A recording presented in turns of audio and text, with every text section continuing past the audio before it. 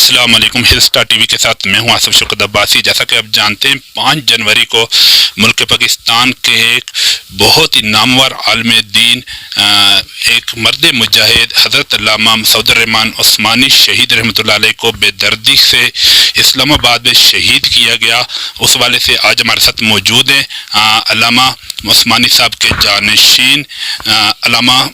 مفتی تنویر عالم فاروقی صاحب۔ جانتے ہیں کہ جو کیس ہے وہ کہاں تک پہنچا، عثمانی صاحب کے جو قاتل ہے ابھی تک وہ پکڑے گئے نہیں، اس کے علاوہ بہت ساری اہم معلومات آج کے پروگرام میں جانیں گے عثمانی صاحب کے حوالے سے۔ السلام علیکم۔ وعلیکم السلام ورحمۃ اللہ۔ حضرت سب سے پہلے بہت شکریہ، آپ نے قیمتی وقت سے وقت دیا، کیسے ہیں سر؟ الحمدللہ جی، اللہ کا شکر ہے، آپ کا بھی بہت شکریہ کہ آپ کے چینل کی وساطت سے لوگوں کو اس عنوان پر انشاءاللہ آگاہی ملے گی۔ سر، مسعود الرحمن عثمانی شہید رحمۃ اللہ علیہ کو سب سے پہلے یہ تو ہر بندہ جانتا ہے کہ شہید کیوں کیا گیا اور اس کے پیچھے کون لوگ تھے شہید کرنے والے، اور ابھی تک کیا پیش طرف تو یہ اس کیس کے حوالے سے؟ اس حوالے سے پاکستان میں اس وقت انتشار پیدا کرنے کے لیے بیرون ممالک کی ملک دشمن جو قوتیں ہیں وہ متحرک ہیں، افراتفری مچانا چاہتی ہیں، پاکستان کو کمزور کرنا چاہتی ہیں۔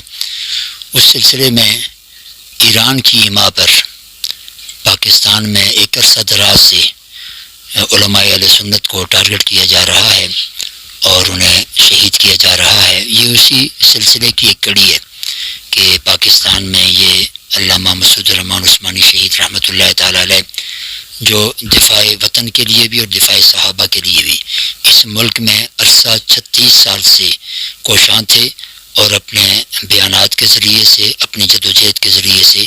اس ملک کو بھی محفوظ دیکھنا چاہتے تھے اور اسلام کو بھی محفوظ دیکھنا چاہتے تھے، اور اسی جدوجہد کی وجہ سے دشمنان دین نے، دشمنان وطن نے ان پر یہ حملہ کیا جس میں وہ جام شہادت نوش کر گئے۔ ہم یہ سمجھتے ہیں کہ ان کے جتنے بھی قاتل پکڑے گئے ان کے تانے بانے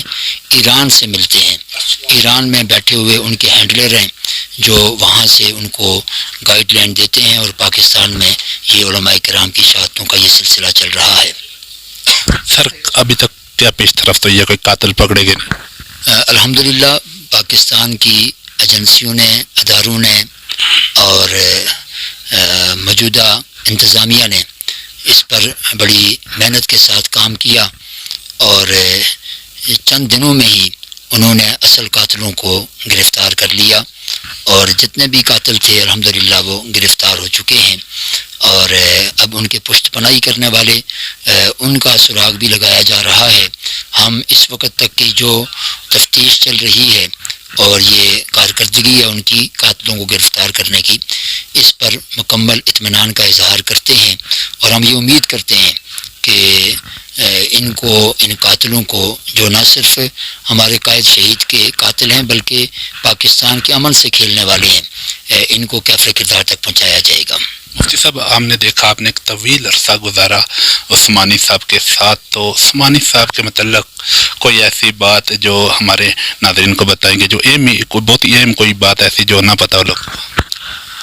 لیکن جی، عثمانی صاحب کی جو زندگی ہے ایک کھلی کتاب کی مانند ہے، ایک ورکر سے لے کر ایک قائد تک، اپنے سے لے کر پرائے تک، سارے کے سارے عثمانی صاحب کی زندگی سے آگاہ تھے۔ ان کی زندگی کا کوئی گوشہ گمنام نہیں تھا۔ ہاں، وہ اللہ کے ساتھ جو ان کا ایک تعلق تھا اس پر ہم رشک کرتے تھے کہ ایک مخلصانہ اللہ رب العزت کے ساتھ ان کا جو تعلق، اور پھر ذکر اذکار، تہجد گزاری، اور اللہ رب العزت کے ساتھ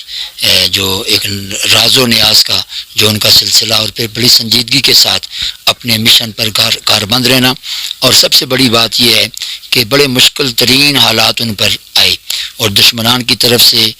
بہت دفعہ ان کے خلاف اقدامات کیے گئے، اور اسی طریقے سے دیگر راستہ روکنے والوں کی طرف سے، لیکن یہ ان کا ایک طرح امتیاز تھا کہ وہ ہر دور میں اپنے مشن کے ساتھ والیانہ وابستگی کے ساتھ چلتے رہے اور مخلصانہ جدوجہد کرتے رہے، اور تادم شہادت وہ اپنے مشن کی راہ پر گامزن رہے۔ اور ان میں ایک چیز یہ بھی تھی کہ وہ جہاں پر اپنے بڑا ہونے کی ناطے سے اوپر لیول پہ ان کی نظر ہوتی تھی، وہیں پر ایک ورکر کے حوالے سے بھی وہ انتہائی درد دل رکھنے والے تھے، اپنے ورکر کی تکلیف پریشانی پر خود پریشان ہو جاتے تھے، اس کی تکلیف کو اپنی تکلیف محسوس کرتے تھے، اس وقت تک وہ چین سے نہیں بیٹھتے تھے جب تک اس کا تدارک نہیں کر لیتے تھے۔ تو یہ ان کا ایک محبت بھرا زندگی کا سلسلہ تھا جو اپنے مسلمانوں سے اور اپنی جماعت کے ورکروں سے ایک شفیق باپ کی طرح وہ ہمیشہ پیش آتے رہے ہیں۔ یہ ان کی زندگی کا ایک ہمارے لیے مشعل راہ بھی ہے، سرمایہ بھی ہے، اور ہمیں ایک درس بھی ہے۔ تو اللہ رب العزت ان کی اس شہادت کو اپنی بارگاہ میں قبول و منظور بھی فرمائے، اور ہمیں ان کے اس نقش قدم پر چلتے رہنے کی توفیق بھی عطا فرمائے۔ مفتی صاحب، ہر تھوڑے عرصے بعد کوئی نہ کوئی کذاب سامنے آتا ہے، کبھی نعوذ باللہ صحابہ اکرام کی گستاخیاں ہوتی ہیں، کبھی اہل بیت کی ہوتی ہیں، کبھی ختم نبوت کا کوئی نہ کوئی منکر ہو جاتا ہے۔ تو آئے دن پاکستان کے اندر یہ گستاخیوں کا سلسلہ کیوں بڑھ رہا ہے؟ اس کے پیچھے کون سی قوتیں؟ دیکھیں جی، پاکستان اسلام کے نام پر وجود میں آیا، اور اسلام کی جتنی بھی دشمن قوتیں ہیں پوری دنیا کی، ان کی نظریں اس اسلامی ریاست پر ہیں، اور وہ اپنے جو اس ملک میں ان کے ایجنٹ ہیں، ان کے وظیفہ خوار ہیں،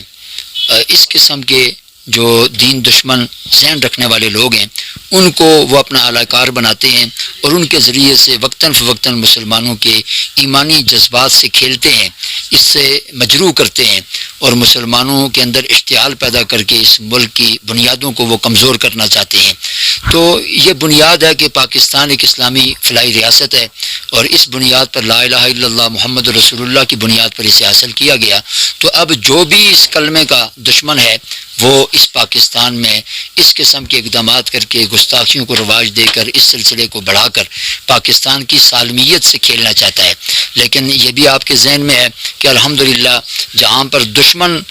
بڑی شدت کے ساتھ حملہ آور ہے، وہیں پر پاکستان میں جو ہمارے مذہبی جماعتیں ہیں، علماء کرام ہیں، مدارس ہیں، مساجد ہیں، تبلیغی جماعت ہے، اور دفاع ناموس رسالت، دفاع ناموس صحابہ پر کام کرنے والی تنظیمات ہیں، الحمدللہ وہ بھی بیدار ہیں، اور وہ پوری قوت کے ساتھ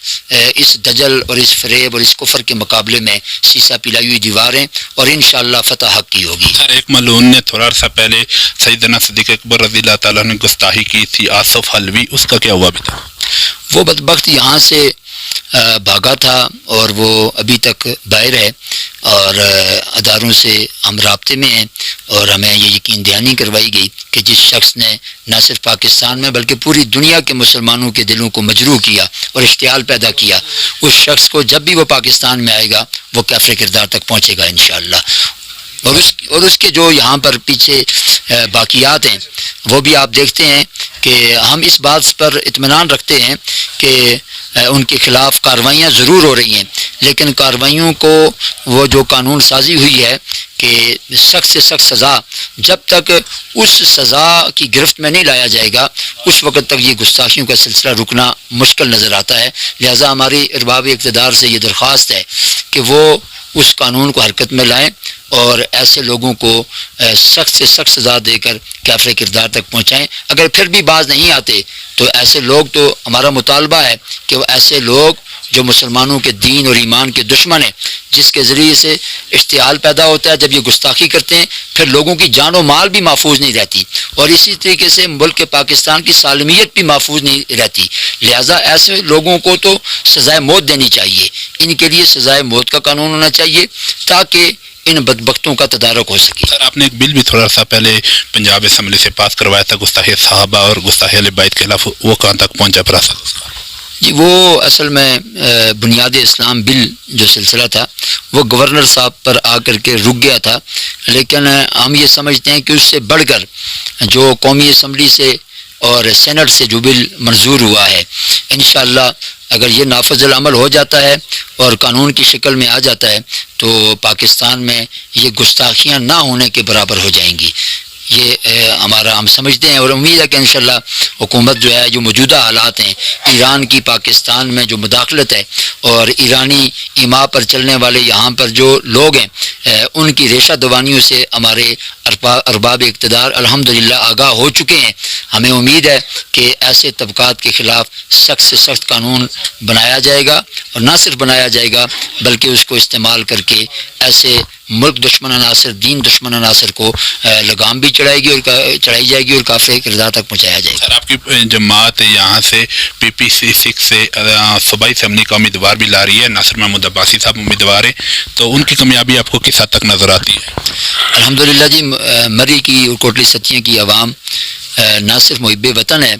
بلکہ محب اسلام بھی ہے، اور وہ سب سے پہلے مجھے امید ہے کہ ہمیشہ کی طرح وہ مذہب کو دیکھیں گے، اسلام کو دیکھیں گے اور اسلام پسندوں کو دیکھیں گے، اور اب تک کی جو ہماری کمپین چل رہی ہے مجھے اللہ سے پوری امید ہے کہ انشاءاللہ اس کا رزلٹ ناصر عباسی صاحب کی کامیابی کی صورت میں آئے گا انشاءاللہ، اور اس کے لیے ہم مزید کوشاں ہیں، بھرپور محنت جاری ہے، اور مجھے اپنی مری کوٹلی ستیاں کی عوام سے یہ مکمل امید ہے کہ وہ نبی پاک صلی اللہ علیہ وسلم اور اصحاب رسول و اہل بیت اطہار کی ناموس کے تحفظ کرنے والوں کو اسمبلی میں پہنچائیں گے۔ اور میں اپنے چاہنے والوں کو کیا پیغام دیں گے؟ بس یہی پیغام ہے کہ ہم گزشتہ دنوں جس شہید قائد کا جنازہ اٹھا کر دفن کر چکے ہیں، اس قائد کا جو درس تھا کہ اس ملک پاکستان میں نظام خلافت راشدہ کے احیاء کے لیے جو جدوجہد ہے اس کو جاری و ساری رکھیں۔ ہمارے جتنے ذمہ داران ہیں، ہمارے ورکر ہیں، وہ اپنی محنت کو تیز کریں، انشاءاللہ یہ خون رائے گاہ نہیں جائے گا اور یہ خون انقلاب لائے گا، اور اس ملک پاکستان میں نفاذ اسلام بطرز خلافت راشدہ کا جو خواب ہماری قیادت نے اور ہماری جماعت نے دیکھا تھا وہ شرمندہ تعبیر ہو کر کے رہے گا۔ اپنے حوصلوں کو بلند رکھیں، یہ واقعات ہماری تحریک کو کمزور نہیں کرتے بلکہ یہ خون ہماری تحریک کو مزید مضبوط کرتا ہے، اور اس تحریک کو پایہ تکمیل تک پہنچانے کے لیے اگر ہمیں آئندہ بھی خون دینا پڑا، جان دینا پڑی، تو انشاءاللہ اسے دریغ نہیں کریں گے۔ جی ناظرین، آج کے ہمارے مہمان تھے مسعود الرحمان عثمانی، شہید رحمۃ اللہ علیہ کے قریبی ساتھی، ان کے جانشین عالم بامل غازی مفتی تنویر عالم فاروقی صاحب۔ اگلے ایک نئے پروگرام تک اپنے میزبان آصف شوکت عباسی کو اجازت دے۔ اللہ نگہبان۔